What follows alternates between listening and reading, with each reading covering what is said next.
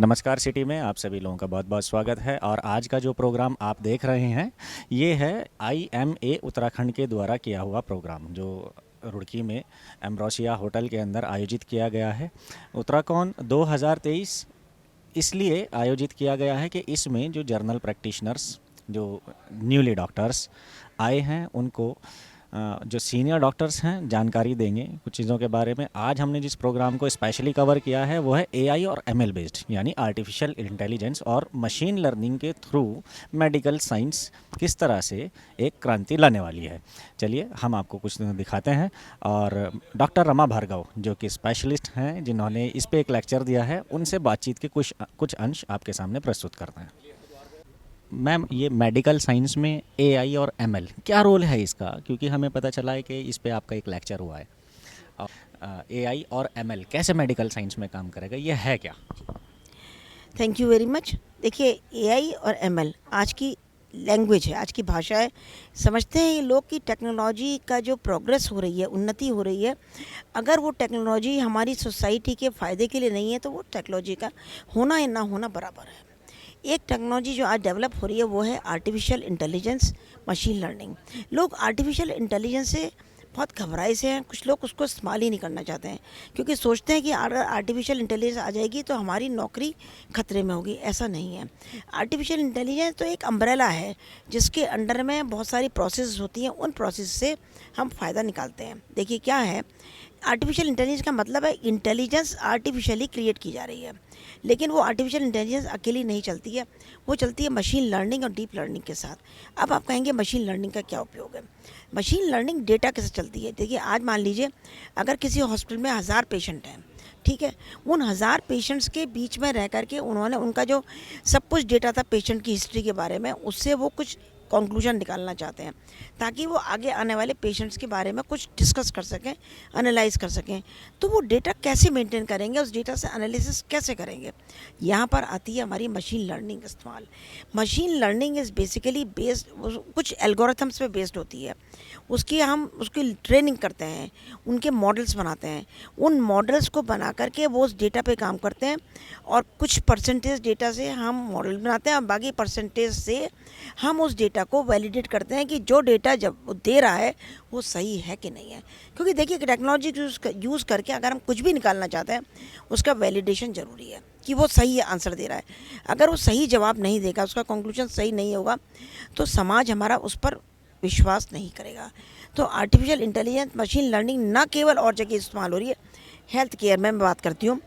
एक तो जो ड्रग, दवाइयों की जो रिसर्च हो रही है दवाइयों पर, कि नई दवाइयाँ कैसे निकल के आ रही हैं। आज आप देखोगे, हर टाइम बात करोगे, अरे आज एक दवाई इसकी और आ गई, एक दवाई इसकी और आ गई, क्योंकि वो रिसर्च हो रही है, और रिसर्च सब AI पर बेस्ड है। या मैं बात करूं कि कहीं बहुत बड़े बड़े हॉस्पिटल्स हैं जहां रोज़ पेशेंट हज़ारों की संख्या में आ रहे हैं, तो उनको हम कैसे स्ट्रीमलाइन कर सकते हैं, कैसे डॉक्टर उनको एक अपना सपोर्टिंग बना सकते हैं। मतलब AI जो है सपोर्ट्स करता है डॉक्टर को।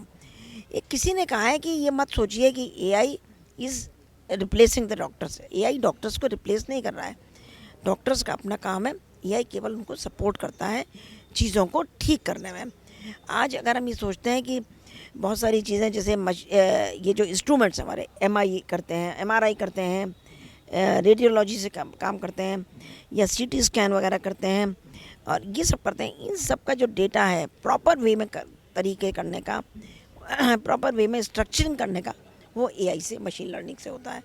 क्योंकि आप ये चीज़ ध्यान रखिए, लोग कहते हैं कि AI और मशीन लर्निंग 100% ट्रू नहीं है। अरे 100% तो आदमी भी सही नहीं हुआ तो मशीन लर्निंग कैसे होगी सही? क्या आप ये सोच सकते हैं, अगर आपने 1000 मरीज़ देखे हैं डॉक्टर्स ने, एक मरीज़ से भी गलती नहीं होगी? हुई होगी ना। हमारे आम आदमियों में भी ऐसी होती है, तो AI क्यों नहीं कर सकता? AI is 99.05% is correct. बल्कि इससे भी ज़्यादा करेक्ट उसके वो आ रहे हैं, एल्गोरिथम्स आ रहे हैं। तो हमें उस पर विश्वास करना पड़ेगा। अगर हमने AI को अपनी हेल्थ केयर में ले आए और छोटी छोटी चीज़ों में AI आ गया, समझ लीजिए हमारा समाज, हमारा इंडिया और आगे बढ़ जाएगा। क्योंकि AI तो वैसे ऑलरेडी आ चुका है। जैसे लोग कहते नहीं, एलेक्सा, आज आप कहीं पे भी जा रहे हैं, ठीक है, आप रास्ता पूछते हैं और जो रास्ता वो बताता है आपके गूगल, उस पर चले जाते हैं। गूगल कैसे काम कर रहा है? गूगल तो AI से काम कर रहा है। तो आपकी ज़िंदगी के हर पड़ाव में एआई ऑलरेडी आ चुका है। हेल्थ केयर में बहुत अच्छे से आ रहा है। जो मैंने आपको कई सारी चीज़ें हैं, एक जो एआई का मेन रोल है प्रोडक्शन में। आज का आपको लग रहा है कि ये महामारी फैलने वाली है, एआई बहुत अच्छे से प्रेडिक्ट करता है, समय आने से पहले महामारी के बारे में बता देता है। अगर हमने पूरी तरह से बचाव कर लिया तो महामारी नुकसानदेह नहीं होती है। मैम जैसे कि आपने बताया और मैं समझ पाया, एआई इनपुट हो गया, एमएल प्रोसेसिंग हो गया, जो रिज़ल्ट निकलेगा वो सामने। ये डॉक्टर्स को तो रिप्लेस नहीं करेगा, लेकिन क्या वो ह्यूमन बींग्स, वो लोग जो डॉक्टर्स के साथ होते हैं, क्या उन्हें रिप्लेस करेगा? जो लोग डॉक्टर्स के साथ होते हैं, स्टाफ नहीं, उनको भी रिप्लेस नहीं करेगा। ये आप सोचिए, कोई भी टेक्नोलॉजी अनएम्प्लॉयमेंट लाने के लिए नहीं बनी है। वो टेक्नोलॉजी तो आपको सपोर्ट करने के लिए आई है।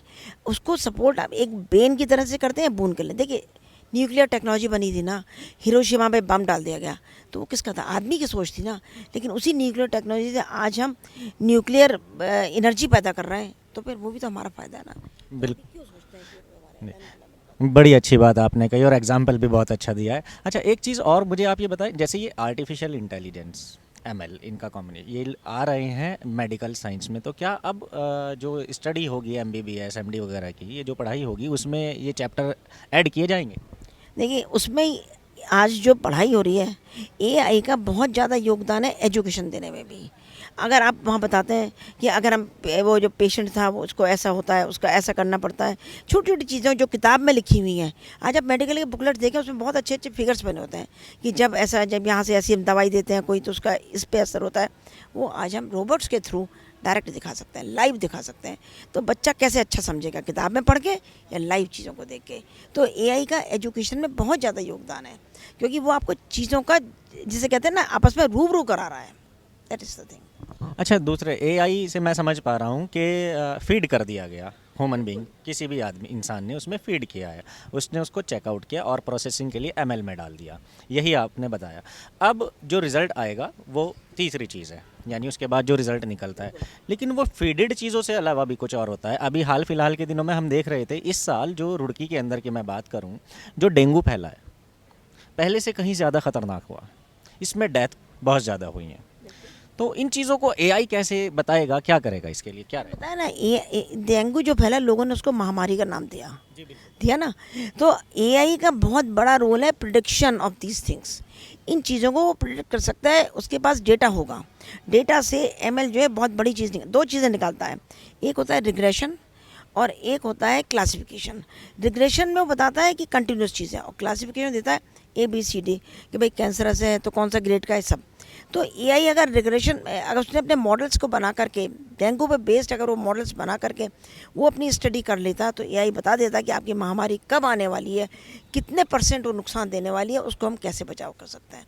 ये बात सही है। फिर तो ये बड़ी अच्छी चीज़ होने जा रही है। और ये हमारे यहाँ इंडिया में ये कब से इसका मतलब देखने को मिलेगा कि हाँ एआई ने अब अपना ये काम करना शुरू कर दिया है? और जाहिर सी बात है, मशीन लर्निंग और एआई के लिए कोई ना कोई स्टाफ भी, वेल एजुकेटेड स्टाफ भी चाहिए होगा, तो मान सकते हैं कि इससे तो लोगों को रोज़गार भी मिलेगा, कुछ नहीं। रोजगार मिलेगा। एआई, देखिए टेक्नोलॉजी को चलाने के लिए, टेक्नोलॉजी के एल्गोरिथम्स बनाने के लिए, सब सॉफ्टवेयर चलाने के लिए हमें एक्सपर्ट तो चाहिए ना, तो वहीं तो आएगा। ये मत सोचिए कि वो एक्सपर्ट कहीं से, एक्सपर्ट के साथ साथ हमें लोअर स्टाफ भी चाहिएगा उसको इम्प्लीमेंट करने के लिए।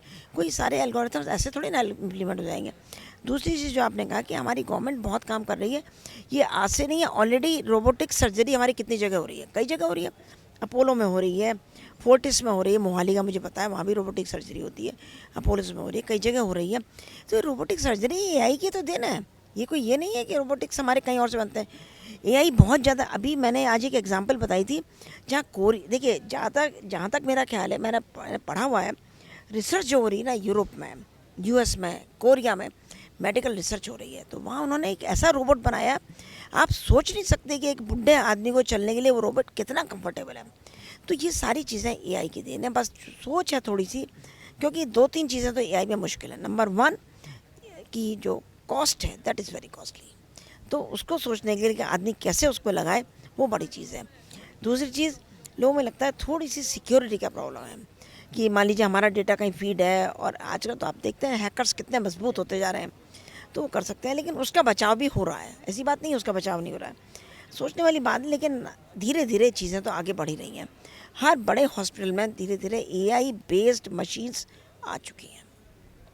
क्योंकि लोगों के दिमाग में जो अभी डर है, लोग एआई को मान के चलते हैं। सोशल मीडिया पे जितने स्कैम्स हो रहे हैं तो उनके जहन में यही डर होता है कि हमारा डेटा, हमारी पिक्चर्स ये सब लीक हो जाएंगी। और एआई एक बहुत ख़तरनाक चीज़ है। मैं अक्सर पढ़ता रहता हूँ कहीं ना कहीं या सुनता रहता हूँ कि एआई बनाने वाले खुद कह रहे हैं मैंने गलत चीज़ बना दी है, इसे रोक देना चाहिए। लेकिन कहीं ना कहीं किसी चीज़ का फ़ायदा है तो कोई छोटा मोटा नुकसान तो होगा ही, जाहिर सी बात है। तो हमारे जो दर्शक हैं, आप उनसे एआई की टेक्नोलॉजी को लेकर जो मेडिकल साइंस में आ रही है, थोड़ा सा 2 वर्ड में बताएं कि वो ना डरें इन चीज़ों को। देखिए एआई आपकी हेल्प के लिए आई है। एआई इसलिए नहीं आई है कि वो कुछ आपके नुकसान के लिए आई है। इस्तेमाल कैसे करना है वो हमारी इंटेलिजेंट लोगों पर डिपेंड करता है, हमारे जो एक्सपर्ट्स हैं उन पर डिपेंड करता है। मैंने पहले भी कहा any technology can be Ben और बून, मतलब कि फ़ायदेमंद भी हो सकती है, नुकसानमंद भी हो सकती है। तो एआई को लेकर के कोई भ्रांति नहीं, कोई डर नहीं। लेकिन हाँ, लोग कहते हैं जो एआई का अभी लेटेस्ट मॉडल आया है क्यू स्टार थोड़ा डेंजरस हो सकता है, लेकिन हाँ डेंजरस हो ही सकता है ना, हुआ तो नहीं ना। तो जो हो सकता है उसको रोकथाम भी तो मौजूद है। जो एक्सपर्ट कोई चीज़ पैदा कर सकते हैं उसका उन पर सारी चीज़ों का रोकथाम भी संभव है। तो इसलिए लोगों को बिल्कुल डरना नहीं चाहिए। कोई भी हमारी जो वो इंटेलिजेंशिया है वो उस पर लग के काम कर रहा है, हमारे एक्सपर्ट रिसर्चर्स काम कर रहे हैं, सोच के तो काम कर रहे हैं, कोई नई चीज़ अच्छी आने वाली है। इतनी मेडिसिन आप लोग सोचते हैं अरे इसकी ये भी कैंसर की इतनी अच्छी मेडिसिन आ गई, ऐसे ही थोड़ी आ गई, रिसर्च हुआ। और रिसर्च के लिए तो एआई ज़रूरी है। क्यों? Research is always data based. जो चीज़ डेटा पे बेस हो गई उसमें एमएल अपने आप, और ML machine learning and deep learning automatically घुस गया। तो इसलिए एआई तो बहुत ऐसी चीज़ है जो हमें अच्छा ही अच्छा करने वाली है। चलिए, बड़ा अच्छा लगा मैम आपसे मिलके, और मैं समय समय पर आपसे मिलता रहूँगा और कुछ ना कुछ अपने दर्शकों